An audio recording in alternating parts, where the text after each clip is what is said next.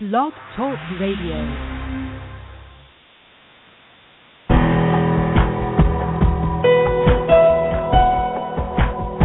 Welcome to our program on Kardec Radio. And now, here's our host, Dr. Vanessa Anceloni.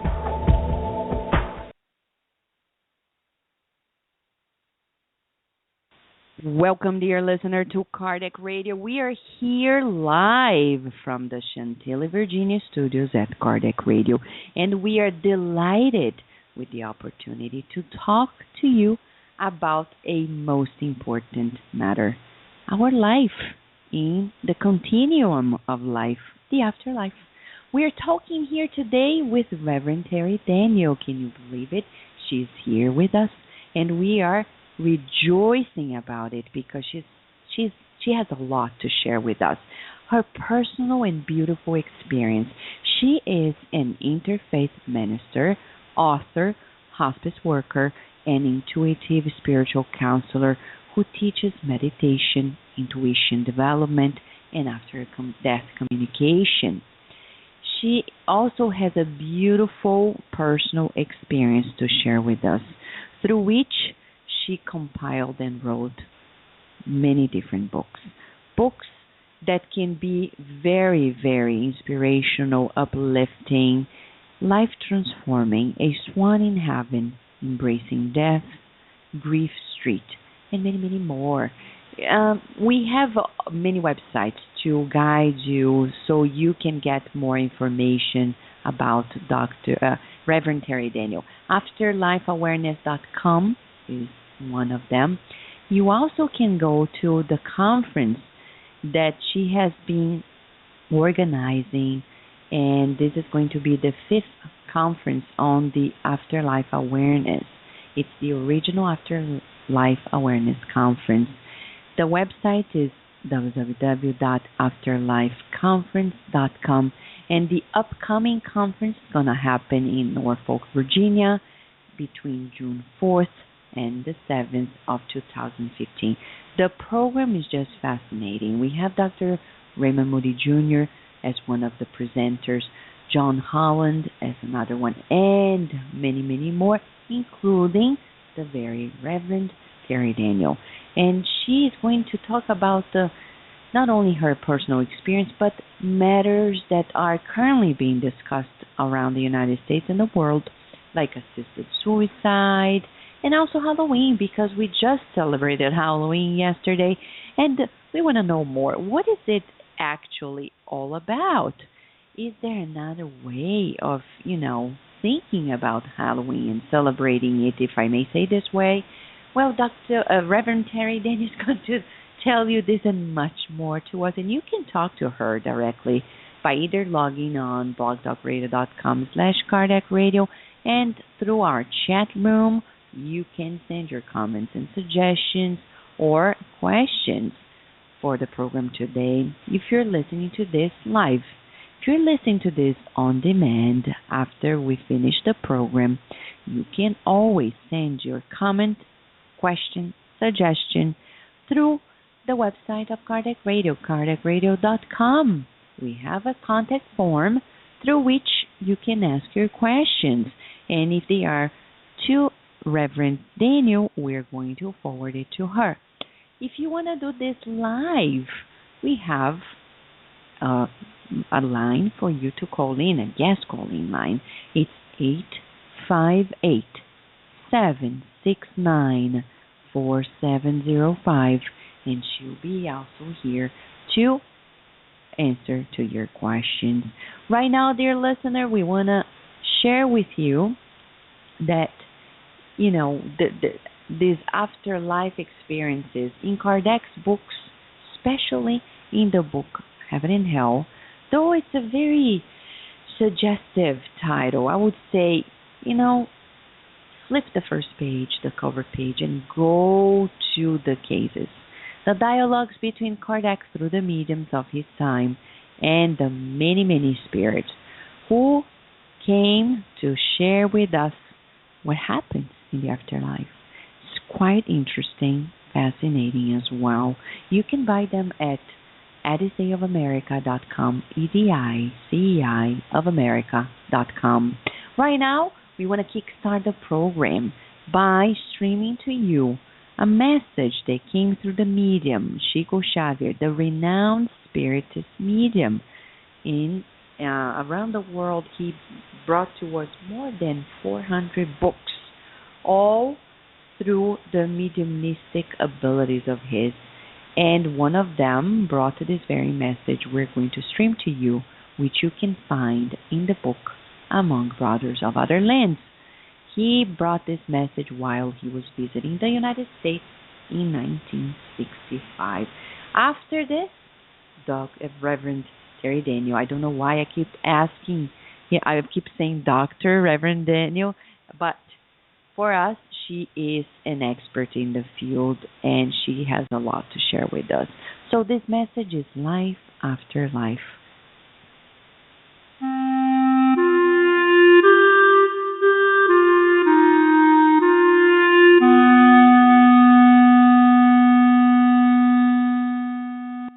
Life After Life by the Spirit Anderson.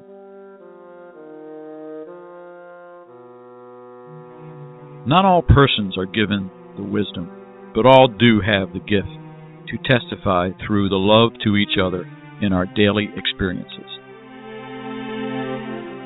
In truth, our social condition, color or race, age or nationality do not prevent us from the duty to serve. We are all challenged to do good things at all times. God is love.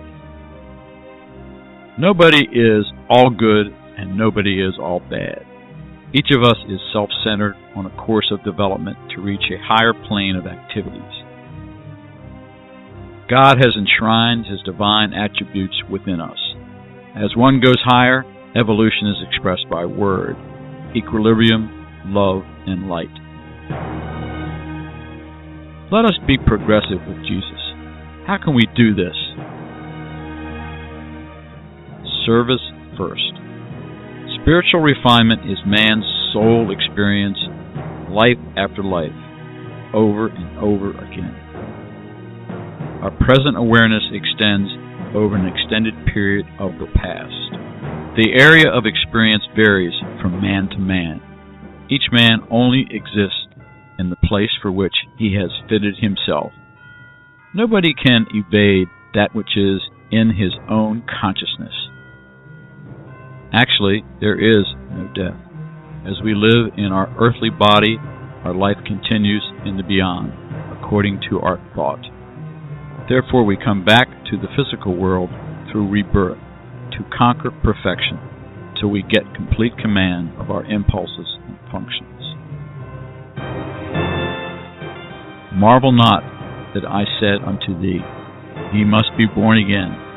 Jesus, John chapter 3, verse 7.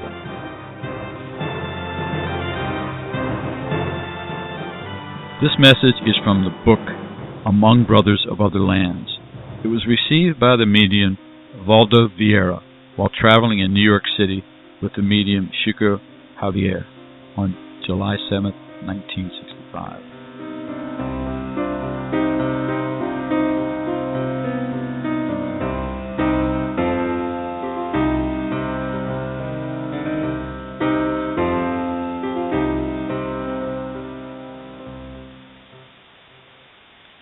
Yes, life goes on. The way we perceive death is a choice, says Reverend Terri Daniel in her very website, Afterlife Awareness. And she is here with us to share and teach us much, much more.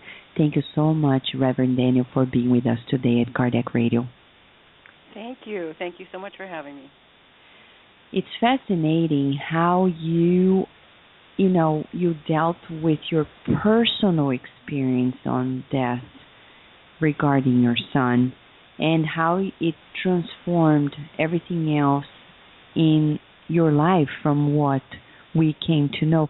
Can you share with us the experience about, the transition and how you so wisely figured out a way to deal with grief?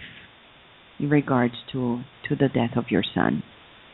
Well, I don't think it was that I figured it out necessarily, but I always had a metaphysical view my whole life since I was a kid.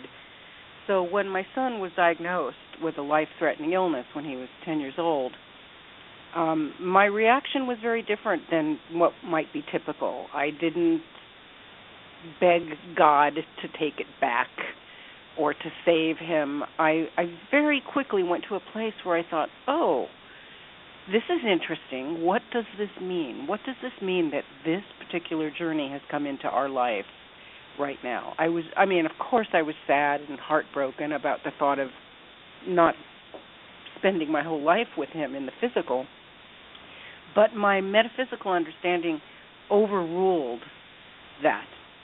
And so it wasn't something I figured out. It was just something I instinctually knew, perhaps, from many lifetimes of doing this kind of work. Mm-hmm.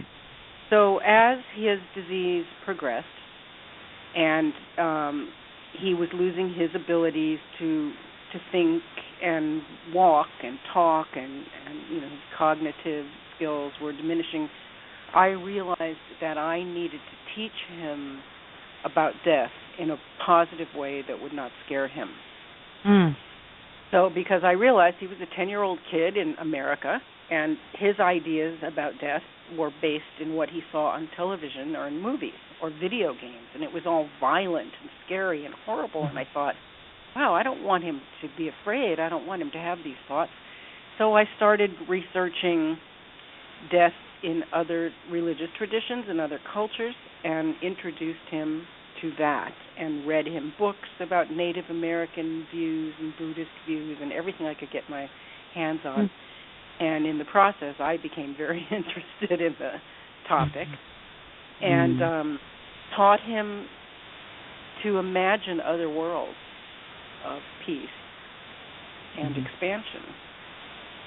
And I think that in me teaching him that, it opened up the conduit that we later used to communicate between dimensions after he died. And I later learned that I wasn't teaching that to him at all. He was teaching it to me. Mm.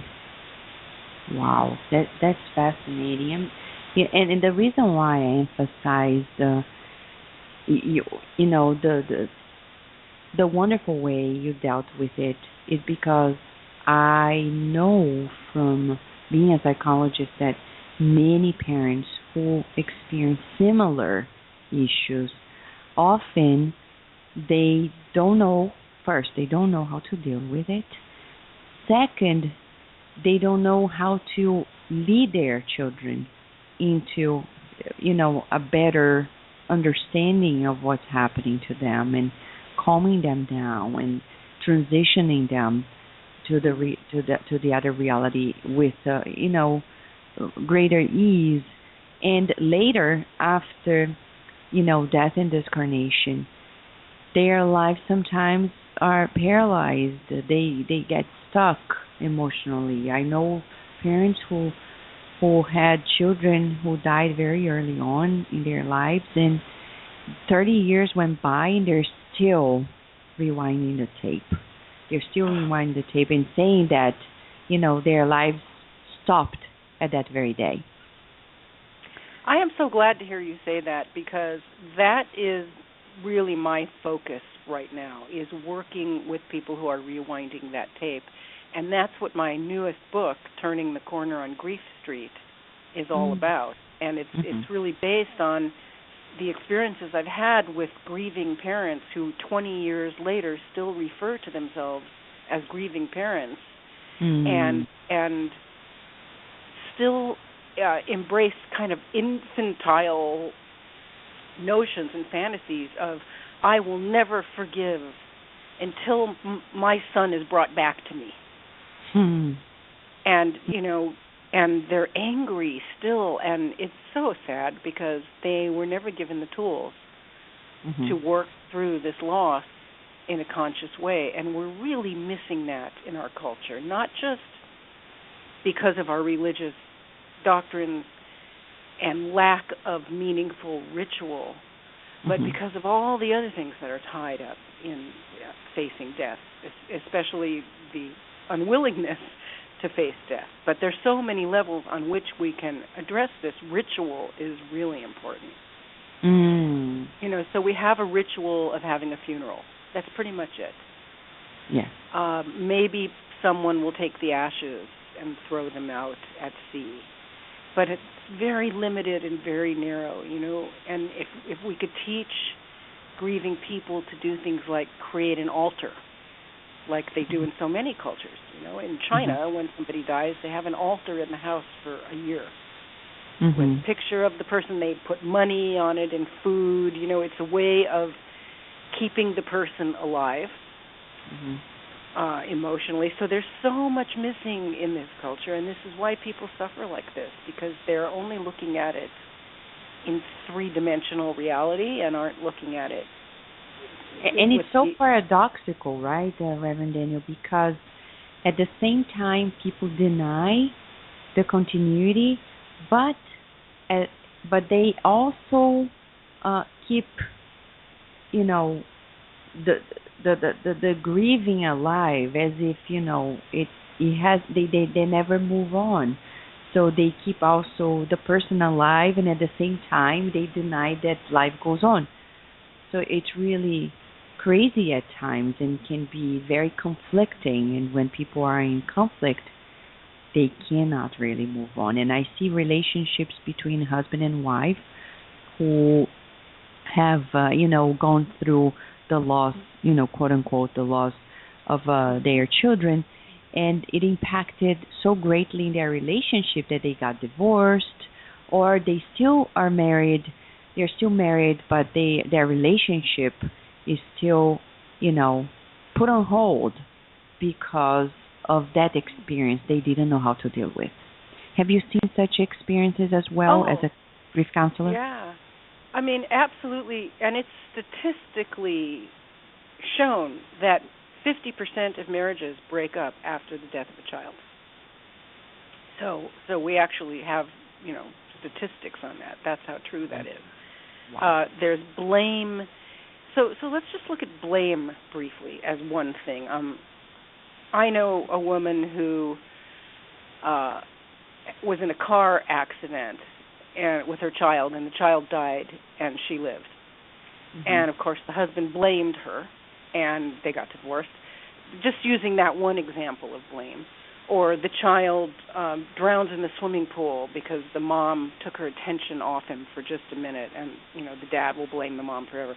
If we understood the journey of the soul and the concept of soul agreements and how we all incarnate together to sponsor the growth of the collective, then we could never blame anybody for anything.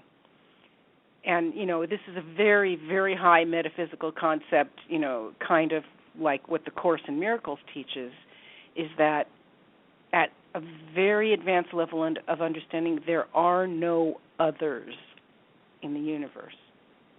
So there can be no blame and no forgiveness, because we're all one consciousness, and everything that happens within this one consciousness in its little compartments, like your life and my life and this person and that person, appears to be separate and individual, but it's really not. It's really in one container of the whole. And when we can sort of back up and look at it that way, it takes so much of the pain away to say, wow, maybe this happened for a reason. Maybe this is part of a bigger pattern of perfection than just an attack on my personal ego and my personal idea of how I'd like things to be. It's a whole different way of looking at it. Wow, that's so interesting you said about ego, because in Kardec's books he says that ego is the greatest obstacle to our happiness and progress. So as you're saying here, even in such cases, when people take it, to that level, they will also be stuck in their life until they let it go and open up for a greater understanding. But, as we're talking about life in the continuity, after death, yesterday we were celebrating Halloween in many parts of the world, but we know it's big in the United States. And as a grief counselor, as a person that has been teaching others about the awareness of the afterlife, etc., what would you like to share to people new insights regarding Halloween and the way we are even teaching our kids about the afterlife? This all came to me the other day where I was walking in my neighborhood and all the houses were decorated. And it was funny, I was walking with my dog and one of the houses had on the lawn a little fake gravestone. Mm-hmm. And for some reason, as we walked past it, my dog jumped back. She was afraid of it. I don't know why. It looks just like a piece of rock. Why would she even know?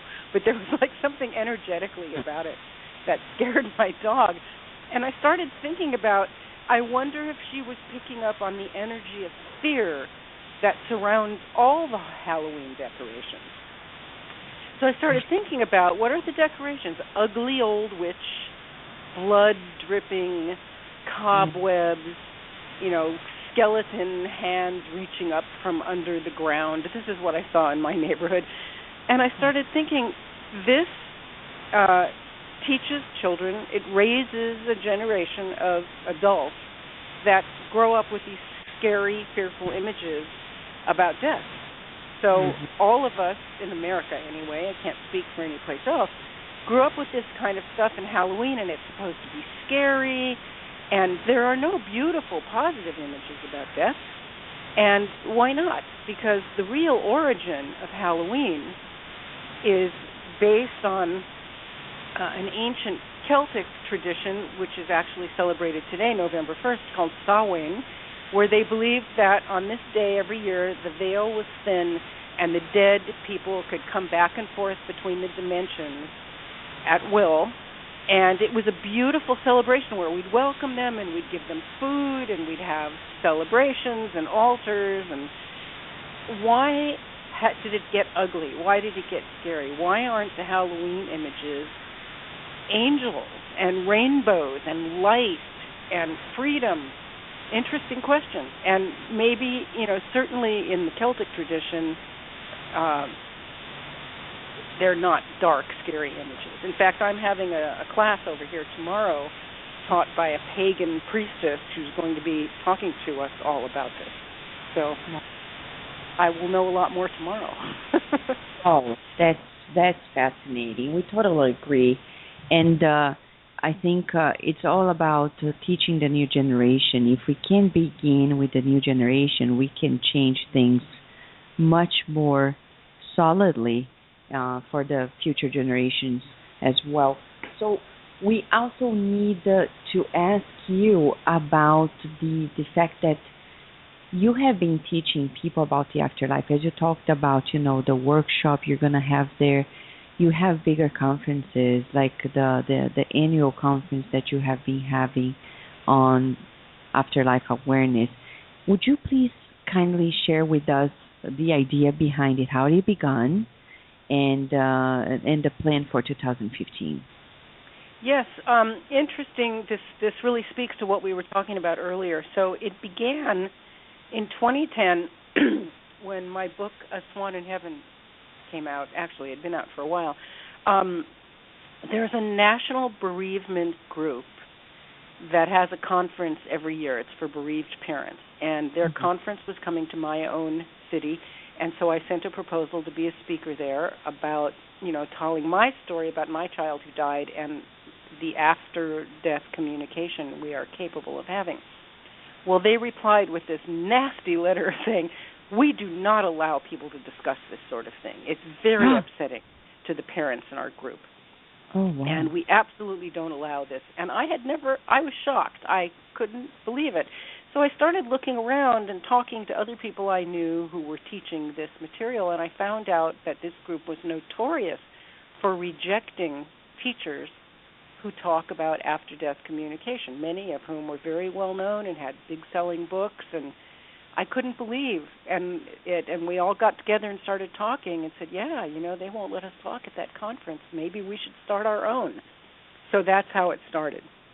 It was a place where people could deal with grief as well as other things, from a metaphysical perspective. So that was how the first conference started. Now we're on our fifth one, and we've gone way past grief.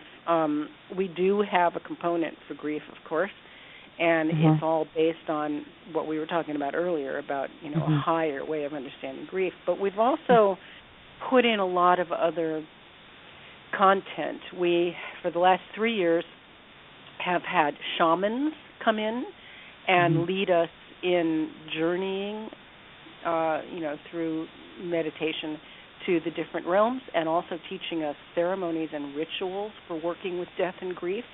That's something really unique. We are attracting more and more academics, religious scholars talking about different historical notions of death and the afterlife, medical doctors. Every year we're kind of creeping into the mainstream a little tiny bit at a time, so that we now have something for everybody, on the whole spectrum. So if you want to, like this year we have an animal communicator who will do readings for people and bring messages from their animal companions on the other side. So we have that like way over on the woo-woo side of the spectrum. And then all the way over on the science side of the spectrum, we have medical doctors and researchers, sharing their research, and everything in between. Wow, that's wonderful, and we congratulate you for the efforts. We think this is really fascinating how you proactively came around that first obstacle. It's fascinating. It's really inspirational. Reverend Daniel, we're going to give a very short break. When we come back, we have more questions for you, okay? Okay, thanks. We will return to our program after these messages.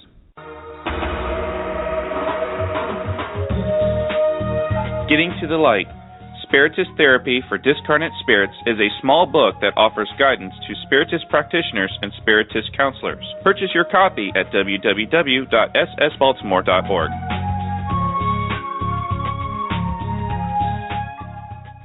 Nourish your soul with Kardec Radio.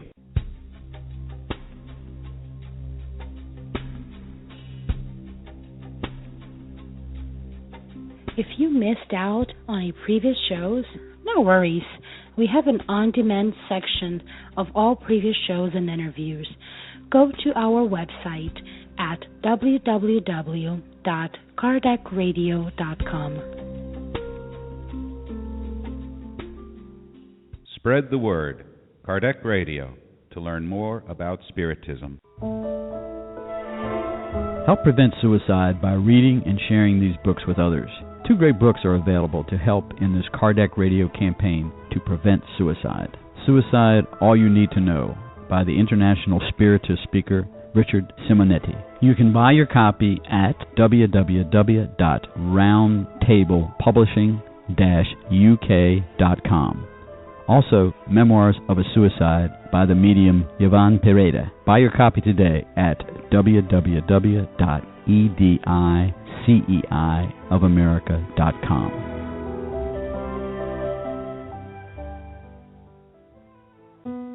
Kardec Radio, live every Saturday at 11 a.m.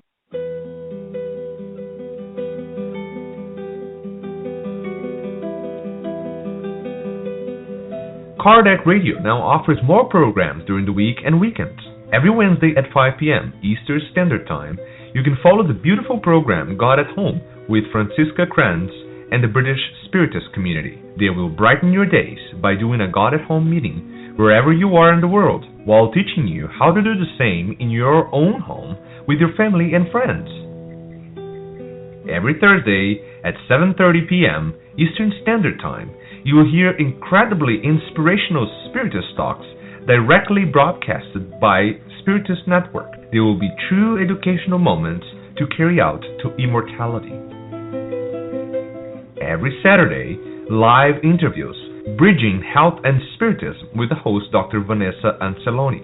You may ask questions to the interviewed guests by calling 858-769-4705. And every Sunday, tune in to Spiritist Awareness at Kardec Radio. You will hear a series of segments on a diversity of Spiritist topics. Kardec will broadcast the Spiritus Moment with Kirsten DeMello, the reading of the Spiritus book by John DeRosa and Steve Shepard, Spiritism in Your Life with Drs. Marco and Joyce Magalhães, Spiritus and the Gospel with Luis Sergio Marotta, Spiritus Education for Youth and Children with Bernadette Leal, Spiritus Music with James Marotta, Neuroscience and Spiritism with Dr. Vanessa Anceloni, and many more segments coming soon. Enjoy it all and nourish your soul with Kardec Radio.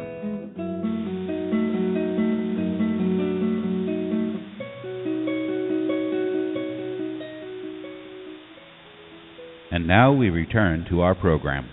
Dear listener, we are here talking to Reverend Terri Daniel. She has been working greatly in raising awareness on the afterlife and much, much more. She has brought to us books that will really transform lives, bring new perspective. As she says, the way we view death is a choice. Reverend Daniel, why do you say the way we view death is a choice? Well, because it is. I mean, the way we view everything is a choice. And what I've learned throughout my life is a basic Buddhist concept. Suffering exists. There's no way around suffering. The idea that many people have in their Sunday school Christian educations that they get when they're children is if you're really good and follow all the rules, God will protect you and nothing bad will happen to you. This is absolutely not true because bad stuff still happens. And I hear from people all the time who believed this idea that, people come up to me and say, I thought if I was a good person and I pleased God that nothing bad would ever happen to me, but now my child has died. What does this mean? And what I say to them is, well, I guess it depends on what you think God is.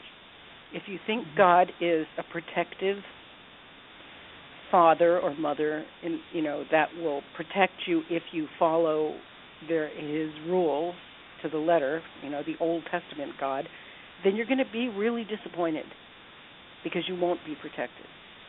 So it's all about changing the way you look at it. We have a choice about how we see it. If we could understand that God is not a man in the sky, and that, don't even get me started, that's a whole other conversation about, the Old Testament God and this idea, but we could accept that suffering is important and has meaning. And so we can look at our losses as meaningful, significant events that happen for a reason, rather than random events that just fall out of the sky, or worse, punishments. I mean, I work with a lot of people who've had children die, and I've heard them say things like, one woman said to me, when I was a little girl, I was playing with a kitten, and I was playing very rough with it, and I accidentally broke its neck, and it died. And now, when I was 35, my son died of cancer. Was God punishing me for killing the kitten? People actually think this. And how can you ever stop suffering if you have that belief system? So that's what I mean when I say the way we perceive death and the way we perceive everything is a choice. We are called to expand our spiritual understanding and not to stay within that small doctrinal box that we are given as children. But let me just take a ride on some of your comments, because recently in the United States the discussion on assisted suicide is up again, and it's in the mainstream due to the case of a specific woman who, is deciding on cutting short her life just because she doesn't want to suffer. You talked about suffering and the meaning of suffering. But what do you think, knowing about the afterlife, what do you think about assisted suicide? I think it's wonderful, and I was just talking to someone about this yesterday. And let's say I was talking to a religious person asking me this question. They would, and this is what they say. This is their argument. We have to die in God's time, not in our time. God will tell us when to die. We can't overrule that. My thought about that is, in that framework of understanding, God gave us the ability to choose when we die. If we weren't supposed to do that, we wouldn't have the capability of doing that. We wouldn't have the brain power and the arms and the hands and the fingers to pick up a gun and shoot ourselves in the head. We wouldn't be able to do that. We wouldn't be able to design drugs that can make us die or think thoughts that could cause us to jump off a cliff. I'm not an expert on biology or anything like that, but I suspect that there are species on the planet that don't have that capability. I suspect that there are some animals or insects or I don't know what that could not kill themselves if they wanted to. But we can. So because we have that God-given ability, then that's an argument for the fact that our free will to use that ability is of God. And then it brings you to the conversation of, and this is an imaginary conversation that I'm having with, a fundamentalist Christian, is I would say, if you think the choice to end your life for any reason goes against God, then what you're saying is that some events in the universe are of God and some are not. Some things are from God and other things are not from God. And then that really causes somebody to think about, is that possible? If God created all things, then, wouldn't God also create suffering and the choice to end our lives? Now, in history, humans have done suicide forever, and it's been, in many cultures, a very honorable thing because they don't have this fear of death that we have. So this is really a uniquely Western Christian idea. And this woman who is ending her life, I would do the same thing without a moment's hesitation. And I see people in hospice doing it all the time. I had a hospice patient who was a woman about 60 who had been diagnosed with ALS. She decided to just stop eating, which is the easiest way. It's long and drawn out, but she didn't have any legal options, so she just stopped eating. She had many other illnesses and other things that brought her into hospice care, but eventually that's why she was there, because she said, I don't want to experience ALS, and my husband is not physically well himself. He's not capable of taking care of me. I'm not going to put him through that, and so me and my husband and my children have all agreed that this is what we're going to do. I respect totally, Reverend Daniel, your point of view and everyone else's in that regard. I just need to share to the Kardec Radio listener that, the Spiritist point of view is different. And it shares that actually there is a reason why we need to go through that ultimate suffering. And it's important for the long run of immortality, for the refinement of the soul in itself, and cutting short life in that regard would not be recommended because of the consequences of in the afterlife. But as you said, it's going to depend on the take that the person has on God, the person has on the afterlife, and even the mechanisms. We have a book that was psychographed by Chico Xavier, this renowned medium, and he explains, it's in the book Action and Reaction, he explains quite clearly how important it is to allow the process to go through by itself. And he has a whole chapter talking about coma and how, going through that process, what is happening to the soul at the very moment. And not only at the moment, but the reasons why it's happening from previous life's experiences, about previous lives experiences, and how it's going to help the soul in the future lives, and even in immortality. So I would just ponder that according to the way we view, the foundation of life, it's going to give us, the choice. I agree with you. God gives us free will. But how we decide on doing it, God allows us to kill people. He allows. But I doubt if God will grant us, His agreement on it, because we feel guilty. It's just like many other issues in life, abortion and everything else. The Spiritist take on it is it's quite different. Just want to share this with Kardec Radio listener, just so they know that there is. It's something for us to study, investigate, meditate, think about. But I agree with you, it's not easy. If it were easy, we wouldn't be discussing this at all. Well, and, right? and that actually answers your question that you asked me about what does it mean the way we perceive death is a choice. The way we perceive God is a choice as well. Everybody, if you ask 10,000 people their personal view of God, you're going to probably get 10,000 different answers. So, there is no one answer to this.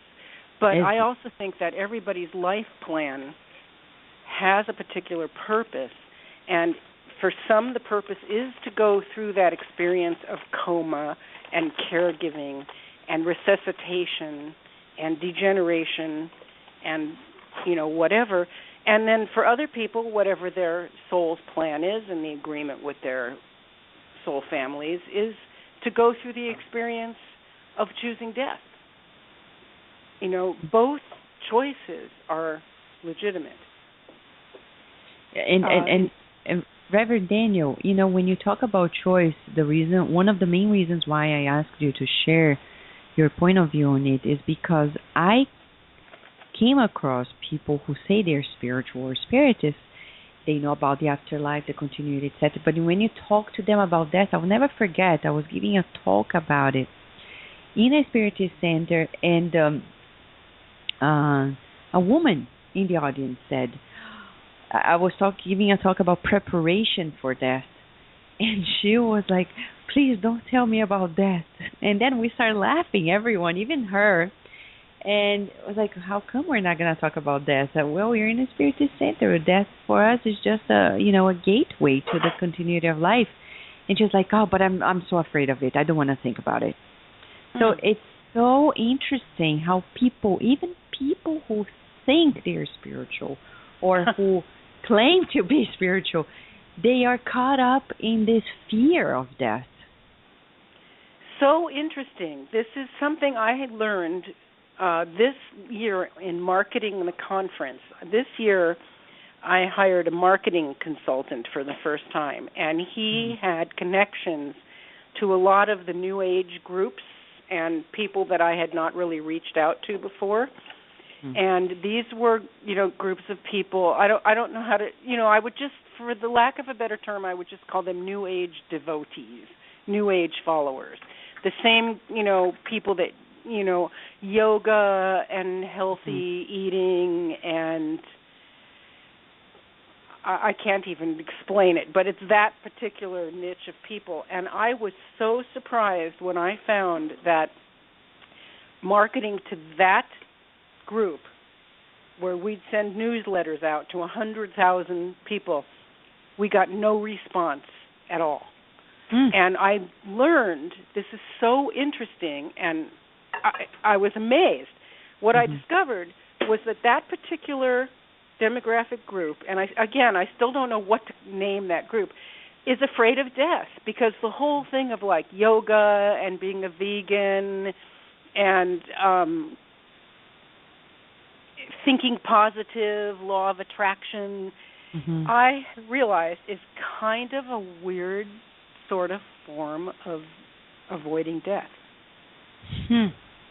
And I couldn't believe what a just flat response we got from that audience. They were not interested in talking about the afterlife. They'll go to conferences about gratitude, about health and fitness, about, personal growth, healing your psychological issues and all that, but death, they won't go near it. And you would think that this would be an audience of spiritual people. Yeah, it's quite a surprise. A surprise, it is. It's very And if surprising. I don't want to name names, but if I told you some of the radio shows and the newsletters and stuff we were in, these would be big names that you would recognize. Wow. So it was really, I was really, really surprised to find this. It's so interesting. Even spiritual people can't deal with death. Exactly, and then the implications of it for us, they may be great because the way we deal with life and death is going to dictate how we deal with our relationships. Don't you think so? Of course. It's like if we're not afraid of death, we live completely differently. And, you'll understand this as a psychologist, fear of death is kind of at the root of all neurosis. You could really kind of track it all down to the fear of the ego disappearing, the fear of annihilation, the fear that I will not exist anymore. And who is I except my ego, my persona? It's not my soul, because the soul will exist, but I, Terri Daniel, author, teacher, whatever, my identity will not exist. That's what the fear is. And everybody lives their life trying to survive and compete because ultimately there's a fear of disappearance. So it's like, I have to make a lot of money and have a big house and a lot of attention and a lot of sex and a nice car or whatever people want, because it's a way of creating security on earth that you'll be safe. Safe from what? Safe from ego annihilation. Yet in other cultures, certainly in Buddhism, ego annihilation is the goal. We want that. And they're not afraid of death. Yeah. It's very, very interesting. And when you talk about awareness, Reverend Daniel, we would like to ask you about, you talked about your experience with your son, teaching him about, little by little about life as a whole and the awareness about the continuity of life. But nowadays, you mentioned how our, especially Western societies, not taking good care of that, especially in regards to child education. What would you suggest to parents who are listening to us? How should they bring these topics to their children so they, contemplate about it early on in their lives? Well, let's start with Halloween, since that's what we've been talking about. And I even posted this in my Facebook group yesterday to people. I said, if you have young children or grandchildren, use this opportunity to talk to them about the origins of Halloween, what it really means, and that, there are people who believe that we can move back and forth between the dimensions, and that's how Halloween started. And, it was possible to do it then, and it's possible to do it now, and to introduce them to different cultural ideas about death. Another thing that's in our culture, we're hidden from death. Most people don't see a dead body unless it's at a funeral. Now, in my family, when I was growing up, my parents, they didn't let the little kids go to funerals. So if a grandmother, an older person died, they wouldn't let us go to the funeral unless we were maybe 10 years old, because they thought it would be too upsetting. Well, that's exactly the opposite of what should be done. Children should learn about all the natural processes as soon as they're curious. And so in rural settings, when you live on a farm in the country, or in any time before the Industrial Revolution, children saw death all the time. The animals died, the people died. When grandmother died, you put her body out on the kitchen table, and buried it in your own land, people were not insulated from death. But in modern Western culture in America, I can only really speak for America, we're very insulated from it. We don't get an opportunity to learn about it. So, exposing children to the reality of death, let them go to the funeral, let them be involved in the rituals, perhaps, doing something with the ashes, throwing them in the water, whatever you decide to do. Teaching them to create rituals and to make it okay to talk about death. I have in the past worked at a children's grief camp. And in this camp,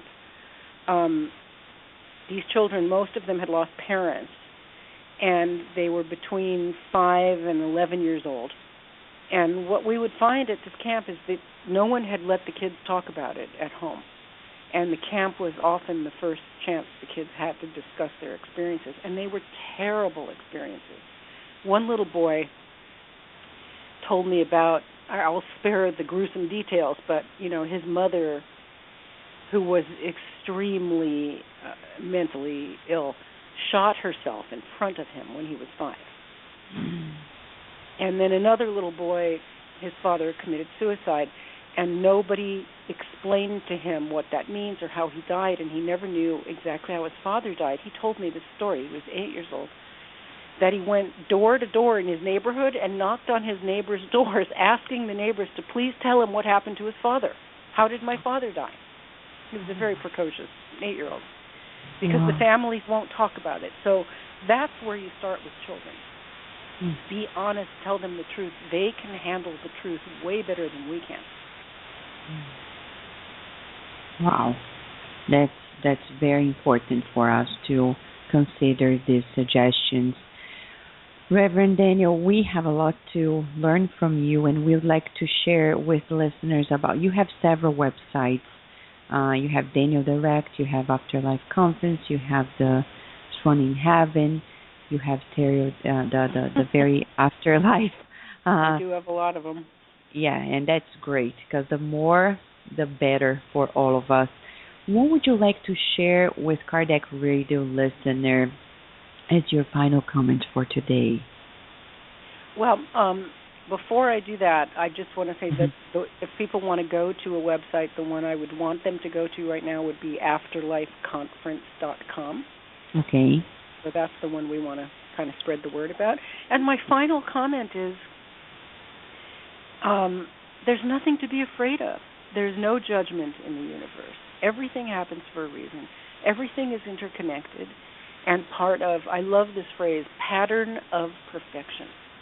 It's part of a pattern of perfection, that everything works according to plan. A teenager said to me one day, either everything in the universe is 100% chaos or 100% order. And I thought, wow, maybe there's no difference between chaos and order, Maybe there is, a 15-year-old said this to me, and it made so much sense.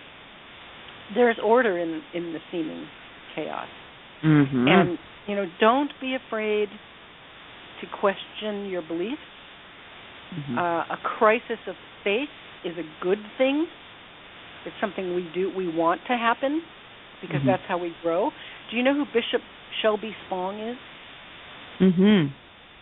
So he said something I just loved, speaking to Christians. He said, you're not supposed to be born again and be an infant.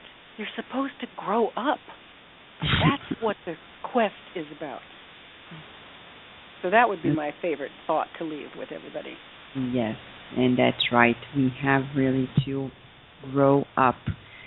And Reverend Daniel, I know I just asked you about the final comment, but I just received a question from a woman named Pauline from Connecticut. She's asking about, since we've been talking about the afterlife, she just wants some insights about, general ideas about the afterlife.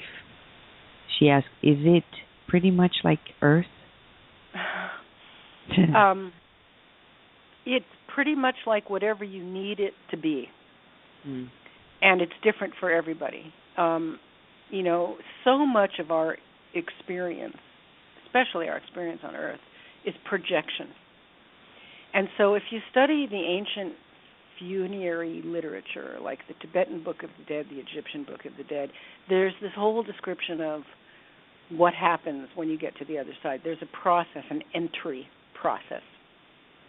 And that's a little bit different for everybody. That's where we get the idea of hell, because throughout history people have had near-death experiences and returned, and some of them will tell of a very scary experience full of monsters and demons. Even the Tibetan Book of the Dead has this, and they don't believe in hell. And what that is something that happens in the entry process, because the research has showed us that you go through something called a life review, where you experience or re-experience pretty much everything you did during this incarnation, and some of it is not pleasant. And so you will have some unpleasant experiences sometimes, depending on how prepared you are for dealing with it. And then if you don't stay dead, if you're revived and brought back, you're going to come back and say, there's hell, I went to hell. But we don't know, because nobody stayed there long enough. The people who tell us about this are mostly from near-death experiences. They came back. They hardly made it through the front door. They were just in the entry hall, and then they came back. So the only way we really know is through channeled messages and messages from mediums about what happens in the afterlife. Because what we hear from near-death experience is only just the first 2 seconds. You know what I mean? Mm-hmm. So I would suggest to this person to read channeled books, and read these accounts. Something that you'll find in these accounts is that they are very consistent. You won't see much difference from one to the other. And at the moment, I'm kind of blanking on what some of these books are, but you could tell this person, what would be a good book to start with? Well, reading about near-death experience, certainly read Raymond Moody's classic book, Life After Life, and also the book Closer to the Light, written by Melvin Morse. Those 2 books are the classics, and if this person is just kind of beginning on this path, that would be a good place to start. Yeah, and when you talked about channeled information, we have, several spiritist books available in the English language as well, and one of them by Kardec, through Kardec, is Heaven and Hell, which has the accounts about the afterlife too. So we are very grateful, Reverend Daniel, for your presence at Kardec Radio, for the works you have been doing, and the conference that you're organizing. We'll keep reminding the listener about the conference, hoping that they can join the efforts and learn and share as well. Thank you again and again for everything, Reverend Daniel. Thank you. Thank you so much. It's been lovely. Bye-bye. Dear listener, it's not over. I mean, the interview is over, but you can continue, learning more and more about the works on the afterlife awareness through the several websites we mentioned. But as Reverend Daniel said, go to the main website for now. It's afterlifeconference.com. And through there, you're going to find the connections with several other websites, including Reverend Daniel's as well. And it's very important to discuss this matter. As she said, it can be life-changing. It can be, really defining. Though some of the points of view that she shared, especially about assisted suicide, do not match the spiritist one, we have to be open. Kardec was quite open to discuss it. We have to discuss here again and again. In December, we're dedicating a whole program just talking about assisted suicide. And you're invited to join us to learn more about the spiritist view on it. Okay? For now, we're going to give one break. When we come back, the last part of our program, To You Today. We will return to our program after these messages. Books of André Louise. Through the hands of the most prolific medium of all times, Chico Javier. The spirit doctor Andre Luis wrote a series of books that unveil the mechanisms of life and life after life. From the best-selling novel No Solar, Our Home, to And Life Goes On, the reader will find illumination for a fulfilled life on Earth as well as immortal happiness. Check the many titles available at the international distributor, EDI CEI of America. Their website is www.ediceiofamerica.com.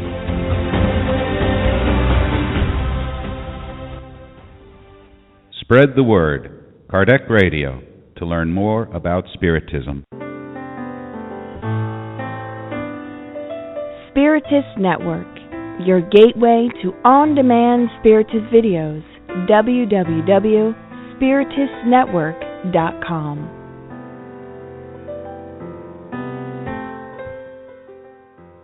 Nourish your soul with Kardec Radio.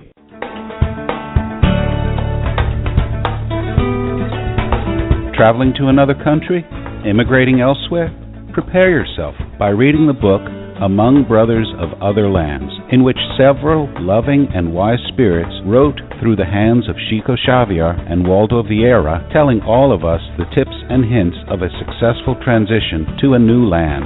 Buy your copy today at www.ediceiofamerica.com.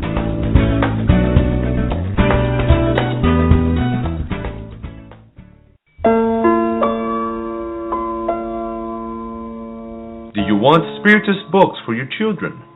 At Edicei of America, you'll find a collection of them, from the best-selling book Our Father, in which the Spirit Mei Mei, through Chico Xavier, brought countless poems, stories, and folk tales based on the Lord's Prayer, to the beautiful and educational collection by the author Edailson Salles on Back to School and many others. Buy your copy today at www.ediceiofamerica.com.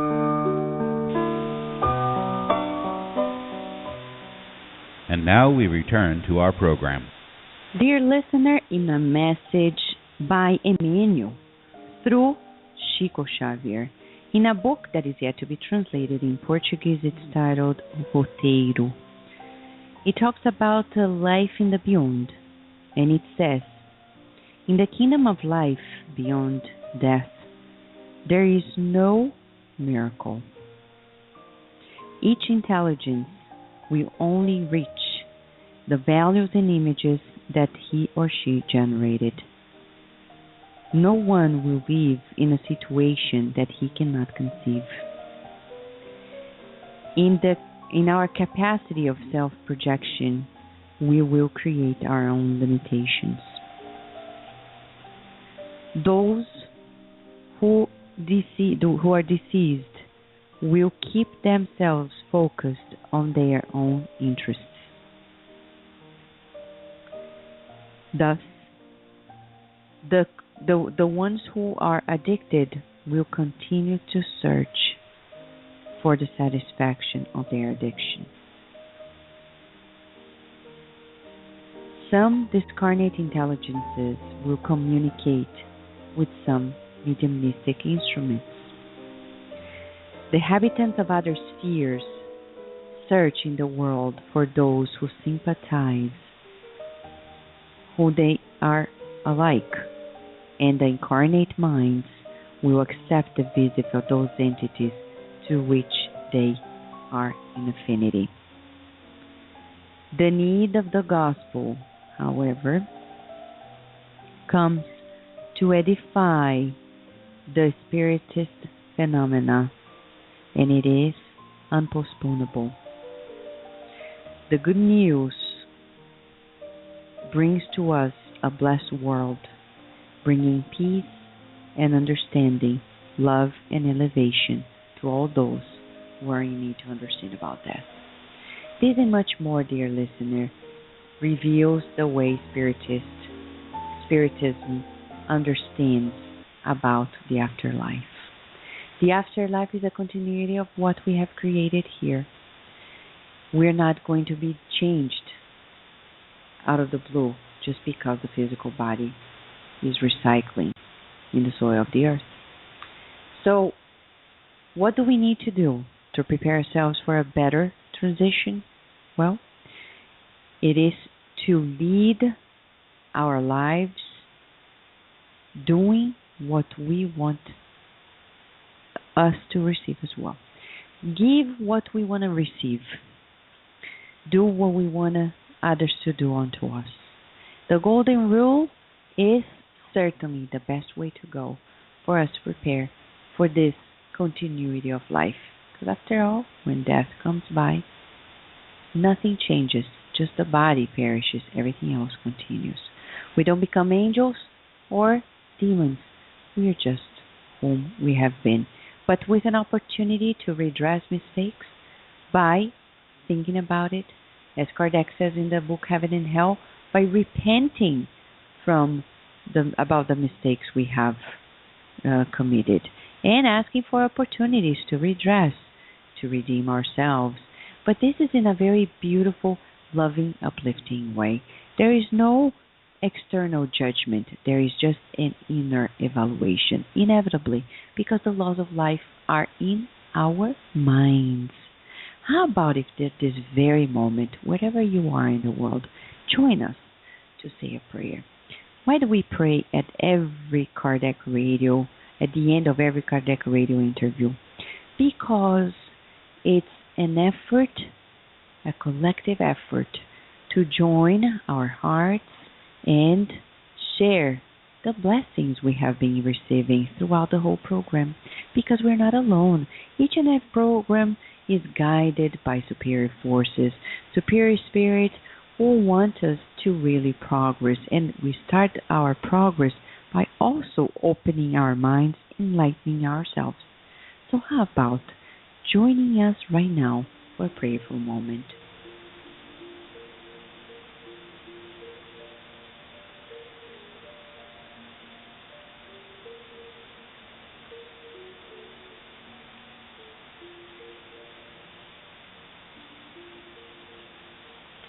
Dear Mother, Father God, what a blessing it is to live. You have not only created us, but you have also been sustaining our lives. And as co-creators of yours, we would like to learn how to co-create more wisely, by taking care of the main asset in an incarnate life, our physical body. Please teach us how to surrender to your love by respecting your laws of life and fulfilling your loving will in our lives. Please do not allow us to take our lives, irrespective of what's happening. Please help us open our minds to understand more and more about the fact that we are immortal beings, and to feel closer and closer to you. Before we end the program today, we ask you, please share these loving blessings with all those who are right now experiencing the challenges of terminal illnesses. May wherever they are in the world feel your presence, your kindness, and your love always. And so be it. Dear listener, right now, we would like to share with you that in a week from today, we have another special program at Kardec Radio. The month of November is very special, has several different topics, amongst them Operation Christmas Child. And we are going to have here with us to discuss more and more about this, a friend, Antonio Leal. He's going to be here to talk about the beautiful program that he has been leading together with the British Union of Spiritist Societies under the lead of Elsa Rossi. This and much more here at Kardec Radio. If you have any question or comment, please write to us at Kardec Radio. We have a contact form, and we'll be happy to listen from you. In the meantime, please keep feeling the blessings of God always. Thank you for listening to Kardec Radio, broadcasting live every Saturday morning at 11 a.m. Eastern Standard Time. Email us and share your comments at www.kardecradio.com. Until next time, we wish you many blessings.